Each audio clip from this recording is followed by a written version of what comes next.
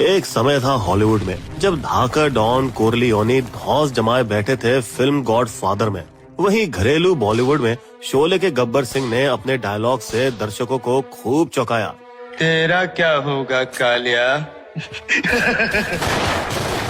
20वीं सदी में माफिया सरगना वरदराजन मुदलियार, करीम लालप और हाजी मस्तान ने अपनी महबूबा बनाया बॉम्बे को, जो उस समय मुंबई को कहा जाता था। लेकिन किसने सोचा होगा कि शाहजहां शेख जैसा खूंखार गॉडफादर आज भी समाज में पनप रहा है। बेताज बादशाह, बाहुबली, गब्बर।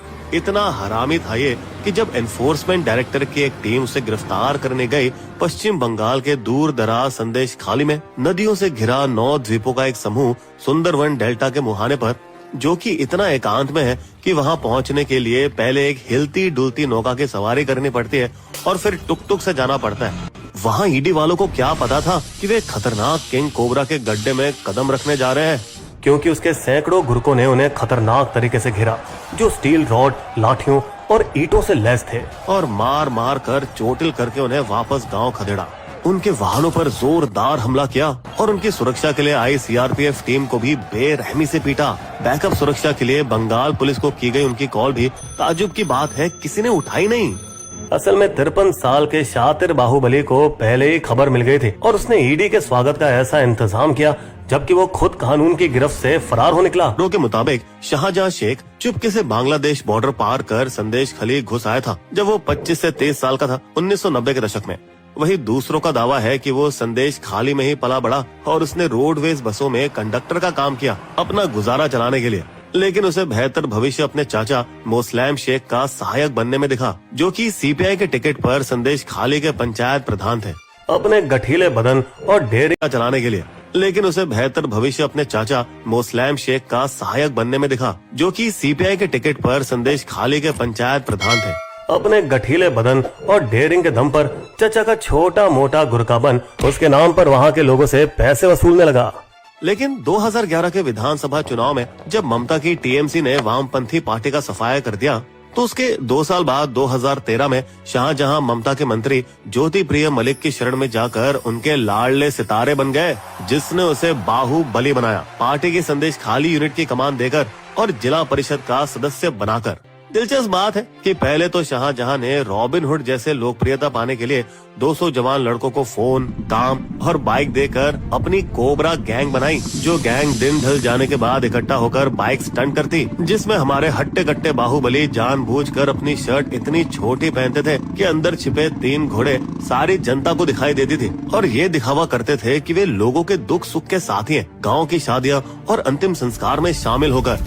लेकिन असलियत में वो ऐसा हैवान था कि उसके भाड़े के टट्टू मनरेगा जैसी योजनाओं में गरीब मजदूरों से हफ्ता वसूलते और यहाँ तक कि गरीब महिलाओं के लिए सस्ती मुर्गी या बकरी देने की धौंस दिखाते। उसने सबसे बड़े राशन योजना में घोटाला किया, जिसमें आरोप है कि उसने 10,000 करोड़ के जनता को देने वाले राशन को चूस लिया और खुले बाजार में मुनाफा बेच दिया, जिसके लिए उसका गुरु और मंत्री रह चुका ज्योति प्रिय मलिक आज जेल में सड़ रहा है। लेकिन पिछले 1 दशक में इस बड़ी रकम से दोनों चालू बंदों ने संदेश खली और उसके आसपास ईंट भट्टों का एक बड़ा व्यापार पहले ही खड़ा कर लिया था, और झींगों की खेती भी, जिसे गब्बर सूंघ चुका था, और उसे इससे चावल की खेती से 8 गुना ज्यादा पैसा मिलता और सरकार इसे बढ़ावा भी देती। इसलिए उसकी बाज की नजर छोटे किसानों की धान की उपजाऊ भूमि पर पड़ी, जहां उसकी गैंग ने जेसीबी से जमीन के आसपास के बांध को जबरन तोड़कर वहां तालाब बनाने के लिए गड्ढे खोदे जिसमें खारा पानी भरकर उसमें झींगे पैदा कर सके। पहले तो उन्होंने बेचारे किसानों को मुनाफे में हिस्सा देने का वादा किया, 5,000 से 6,000 रुपए साल का मिलेगा तुम्हें, टेंशन नहीं लेने का।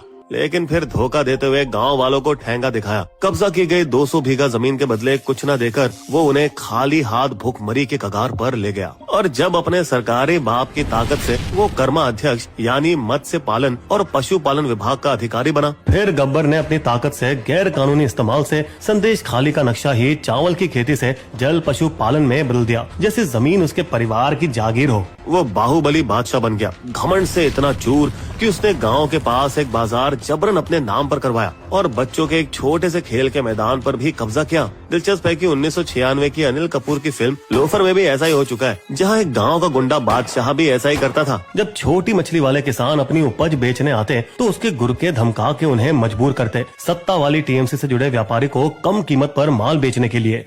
उसने किसानों से लूटी रकम से अपने लिए एक आलीशान फार्म हाउस बनाया, वो भी आदिवासियों से जब्त की गई जमीन पर, कोलकाता से सुंदरवन तक बसंती हाईवे के पास, जिसके गांव वाले तो बेहद गरीब थे, पर हमारे बादशाह ने सफेद, नीले और पीले रंग के 3 आलीशान बंगले बनाए, लगभग 20 फैंसी बाइक और कुछ कारों के साथ, जिसमें ये शक है कि उसने 60 करोड़ रुपए के नगद और कई तरह की बड़ी बंदूकें छिपाई हैं। उसकी एक और शातिर आदत थी कि वे अपने आदमियों को पिटवाने की सजा का झूठा नाटक करता ताकि गांव वालों को डरा कर चेतावनी दे सके, अगर मेरा ऑर्डर किसी ने नहीं माना तो उसका यही हाल होगा।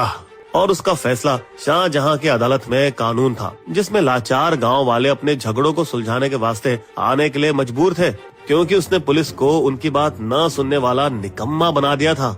सिर्फ पुलिस ही नहीं, यहाँ तक कि संदेश खाली के टीएमसी विधायक को भी उसके सामने सर झुकाकर बात करनी पड़ती, जैसे वो ही वहाँ की सरकार हो। हाँ, एक बार जरूर लगा कि उसका राज और जर्सियां भी दी और उस खेल के मैदान का भी ताला तोड़ा, जहाँ उन्हें शाहजहां के राज में पैर रखने तक की इजाजत भी नहीं थी।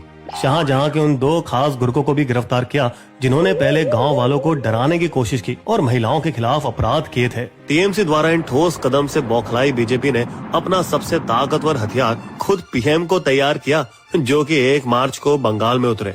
लेकिन 2 दिन पहले 28 फरवरी को कलकत्ता हाई कोर्ट ने भी बंगाल पुलिस को जमकर लताड़ा था। अगर आपसे नहीं होता तो ईडी या सीबीआई को शाहजहां के गिरफ्तार कर सकते हैं। जाहिर है कि वो ऐसा नहीं चाहते थे कि कहीं वे सारे राज ना उगल दे और बंगाल में भाजपा के अभियान को मजबूत न कर दे। इसलिए पीएम के आने से 1 दिन पहले और शाहजहां के फरार होने के पूरे 55 दिन बाद पुलिस ने खुद शाहजहां को मीना खान में उसके ठिकाने से गिरफ्तार किया, संदेश खाली से 30 किलोमीटर दूर। छिछली राजनीति से परे संदेश खाली की महिलाओं ने खुशी से जमकर होली खेली और गाँव वालों ने पटाखे फोड़े।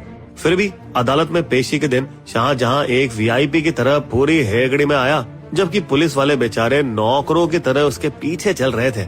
इस बीच पीएम मोदी ने संदेश खाली की एक पीड़िता रेखा पात्रा को बरसीहाट लोकसभा सीट से उम्मीदवार बनाया। तुम शक्ति स्वरूप हो।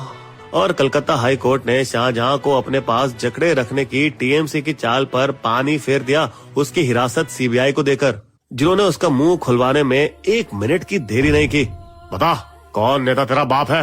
ईडी पर हमला करने का कैसे प्लान किया? ईडी और सीबीआई ने आखिरकार अपना बदला लिया। शाहजहां की 13 करोड़ की संपत्ति जब्त करके, जिसमें उसका आलीशान बंगला भी शामिल था, फैंसी गाड़ियां, जेवरात और खातों से पैसे भी जब्ती किए और कई अलग अलग तरह के रिवॉल्वर और कारतूस भी। बर्बाद हो चुके गब्बर के खिलाफ बलात्कार और जमीनों पर जबरन कब्जे के 43 मामले दर्ज किए गए। भले ही टीएमसी ने शाहजहां को 6 साल के लिए सस्पेंड किया, लेकिन अच्छी बात तो तभी होगी अगर वो हमेशा के लिए लगा कि उसका राज समाप्त हो जाएगा। जब भाजपा 2019 के चुनाव में बंगाल में 40 में से 18 सीटों पर कब्जा करने में बढ़ने लगी। भाजपा के खतरे से लड़ने के लिए राजनीतिक सलाहकार प्रशांत किशोर ने ममता की गाड़ी को सही दिशा में जाने के लिए मोड़ा। दीदी के बोले अभियान की शुरुआत करके पूरे बंगाल से हफ्ता, जमीन कब्जा, जबरन वसूली और जबरन तालाब बनाने की शिकायतों की बाढ़ आ गई।